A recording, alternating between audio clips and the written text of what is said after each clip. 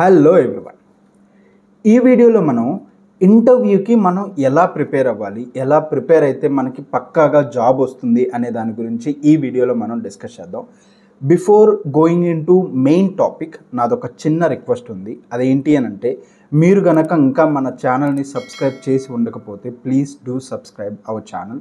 And అదేవిధంగా ఈ వీడియోని లైక్ చేసి చూడండి, ఎందుకంటే అప్పుడే మీరు చేసే ఒక చిన్న పని నాకు ఒక పెద్ద మోటివేషన్ ఇస్తుంది. అండ్ అదేవిధంగా నా వీడియోని ఇంతమంది లైక్ చేశారు అని చెప్పి నాకు ఒక సాటిస్ఫాక్షన్ ఇస్తుంది. సో ప్లీజ్ లైక్ చేసి ఈ వీడియో చూడండి. ఇంకా మెయిన్ టాపిక్లోకి వెళ్ళిపోదాం. ఇంటర్వ్యూకి మనం ఎలా ప్రిపేర్ అవ్వాలి? సో దెర్ ఆర్ 4 స్టెప్స్ అనేవి ఉన్నాయి.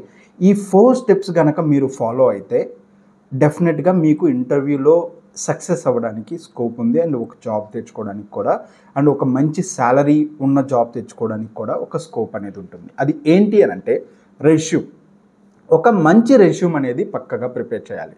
ఆ రెజ్యూమ్లో మీరు అన్ని టాపిక్స్ మెన్షన్ చేయకూడదు.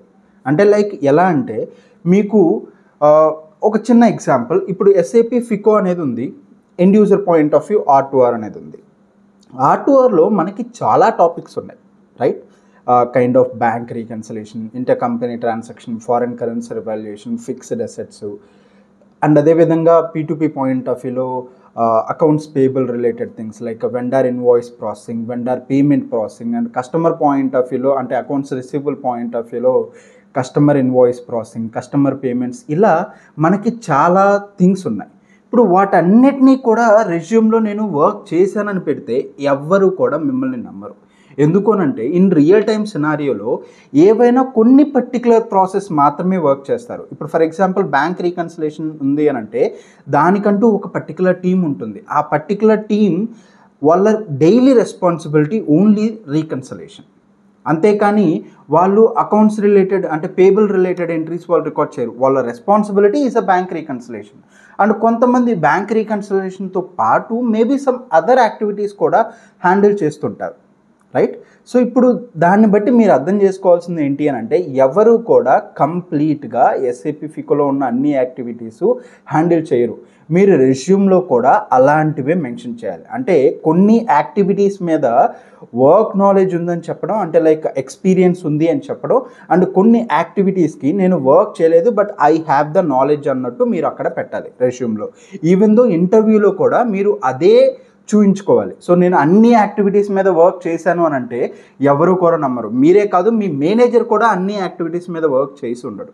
ఓన్లీ ఒక పర్టికులర్ యాక్టివిటీస్ మీదే వాళ్ళకి వర్క్ ఉంటుంది. That is there responsibility, daily wages responsibility అనమాట. సో కొన్ని టాపిక్స్ మాత్రమే చూస్ చేసుకోండి, దాంట్లోనే వర్క్ చేసినట్టు చెప్పుకోండి. రిమైనింగ్ టాపిక్స్ మీద I have the knowledge but I didn't get any chance to work on this, but నాకు అలాంటి ఒక ఛాన్స్ వస్తే ఖచ్చితంగా చేస్తాను అన్నట్టుగా మీరు చెప్పుకోవాలి. Okay, this is the first one. Second one వచ్చేసరికి ఏరియాస్ ఆఫ్ ది నాలెడ్జ్. అంటే నౌకరీలో మనం ఆబ్వియస్లీ మీరు నౌకరీలో చూస్తే ఎక్కడ ఓపెనింగ్స్ ఉన్నాయి ఏంటి ఇలాంటివి మనం చూసేది కొన్ని యాప్స్ ఉన్నాయి, కొన్ని ప్లాట్ఫామ్స్ లైక్ నౌకరీ, లింక్డ్ఇన్ కానీ, లేదు అని అంటే వాళ్ళ కంపెనీ వెబ్సైట్స్లో వాళ్ళ ఓపెనింగ్స్ అనేది మెన్షన్ చేస్తారు, రైట్? సో వాళ్ళ జాబ్ పోస్టింగ్లోనే క్లియర్గా మెన్షన్ చేస్తారు, మాకు ఈ ఏరియాస్ ఆఫ్ నాలెడ్జ్ ఉన్న పర్సన్స్ మాకు కావాలి. ఫర్ ఎగ్జాంపుల్, ఒక పర్టికులర్ టీంలో, ఒక బ్యాంక్ రీకన్సిలేషన్ టీంలో ఒక పర్సన్ వెళ్ళిపోతున్నాడు అనుకుందాం.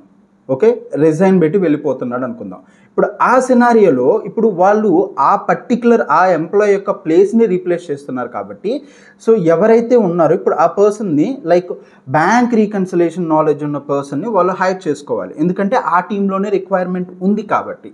ఇన్ కేస్ ఏదైనా ఫారెన్ కరెన్సీ రివాల్యుయేషన్ అనుకోండి, ఆ పర్టికులర్ నాలెడ్జ్ ఉన్న పర్సన్ని వాళ్ళు హైర్ చేసుకుంటున్నారు అనుకోండి. ఇప్పుడు అంటే ఆ జాబ్ పోస్టింగ్లో వాళ్ళు క్లియర్గా మెన్షన్ చేస్తారు ఏ ఏరియాస్లో నాలెడ్జ్ ఉండాలి అని చెప్పి. ఇప్పుడు ఆ ఏరియాస్ మీద మీరు గ్రిప్ తెచ్చుకోవాలి. ఇంటర్వ్యూకి వెళ్ళే ముందు ఆ ఏరియాస్ మీద బాగా ప్రిపేర్ అయ్యి వాటి గురించి మీరు ఎక్స్ప్లెయిన్ చేస్తే బెటర్గా ఉంటుంది. ఓకే, థర్డ్ వన్ వచ్చేసరికి డెసిగ్నేషన్. వాళ్ళు ఏ డెసిగ్నేషన్, ప్రతి కంపెనీలో కూడా ఒక డెసిగ్నేషన్, ఒక బ్యాండ్స్ అనేవి ఉంటాయి. ప్రతి ఒక్క డెసిగ్నేషన్కి ఒక్కొక్క బ్యాండ్ ఉంటుంది. సో వాళ్ళు ఏ డెసిగ్నేషన్కి హైర్ చేసుకుంటున్నారు, ఇనీషియల్ లెవెల్ అంటే కొన్ని కంపెనీస్లో స్టార్టింగ్ లెవెల్ డెసిగ్నేషన్ నుంచి మేనేజర్ లెవెల్ వరకు హైరింగ్ జరుగుతుంది కదా. సో ఏ డెసిగ్నేషన్కి వాళ్ళు హైర్ చేసుకుంటున్నారు అనేది మీరు పక్కాగా తెలుసుకోవాలి. ఎందుకు తెలుసుకోవాలి అని అంటే కంపెనీస్లో ఏంటి అంటే ఒక్కొక్క డెసిగ్నేషన్కి ఒక్కొక్క శాలరీ రేంజ్ అనేది ఉంటుంది. ఓకే, ఇప్పుడు మీరు ఒక లోయర్ లెవెల్ డెసిగ్నేషన్కి ఇంటర్వ్యూస్ జరుగుతున్నాయి అనుకోండి, మీరు దానికి అటెంప్ట్ చేసి నాకు ఇంత ప్యాకేజ్ కావాలి, అంత శాలరీ ఎక్స్పెక్టేషన్స్ ఉన్నాయని అంటే కుదరదు. ఎందుకనంటే ఆ డెసిగ్నేషన్కి అంత ప్యాకేజ్ వరకే వాళ్ళు ఇవ్వగలరు. సో అందుకోసం designation is also important. And మీకు ఇది ఎలా తెలుసుకోవాలి అని అంటే వాళ్ళు మెన్షన్ చేస్తారు, లైక్ ఏ డెసిగ్నేషన్స్ అనేవి వాళ్ళు అక్కడ మెన్షన్ చేస్తారు. దాన్ని మీరు కొన్ని గ్లాస్ డోర్, కొన్ని యాప్స్ ఉంటాయి, కొన్ని గ్లాస్ డోర్ అండ్ కొన్ని అదర్ అప్లికేషన్, వాటిల్లో ఆ డెసిగ్నేషన్స్కి ఎంత శాలరీ వాళ్ళు ఇస్తారు అనే డీటెయిల్స్ అనేది అక్కడ ఉంటుంది. సో దాన్ని బట్టి మీరు ఇంటర్వ్యూస్ అనేది అటెంప్ట్ చేయాలి. ఇప్పుడు if that designation is related to you, like మీరు చూస్తున్న జాబ్స్కే ఆ డెసిగ్నేషన్ కొంచెం దగ్గరగా ఉంది, మీ ఎక్స్పెక్టేషన్కి రీచ్ అవుతుంది అని అంటే దెన్ యూ కెన్ అటెంప్ట్. ఒక లోయర్ లెవెల్ డెసిగ్నేషన్కి ఇంటర్వ్యూకి ఇచ్చి ఒక హై లెవెల్ శాలరీ తీసుకోవాలంటే ఇట్స్ నాట్ పాసిబుల్ అనమాట. సో ఈ డీటెయిల్స్ అన్నీ గుర్తుపెట్టుకొని మీరు అంటే లైక్ ఇవన్నీ కూడా మైండ్లో పెట్టుకొని ఇంటర్వ్యూకి అనేది మీరు ప్రిపేర్ అయితే సో డెఫినెట్గా మీకు జాబ్ తెచ్చుకునే ఛాన్సెస్ అనేది ఉంటాయన్నమాట. సో ఐ హోప్ ఈ వీడియో ఎంతో కొంత మీకు హెల్ప్ అయిందని అనుకుంటున్నాను. సో ఈ వీడియో మీకు నచ్చినట్టయితే ప్లీజ్ లైక్ చేయండి. అండ్ అదేవిధంగా ఏదైనా సమ్ అదర్ కంటెంట్ మీద నేను వీడియో చేయాలి అని అనుకుంటే దాన్ని కామెంట్ సెక్షన్లో పెట్టండి. And please do subscribe our YouTube channel. Thank you so much and all the best.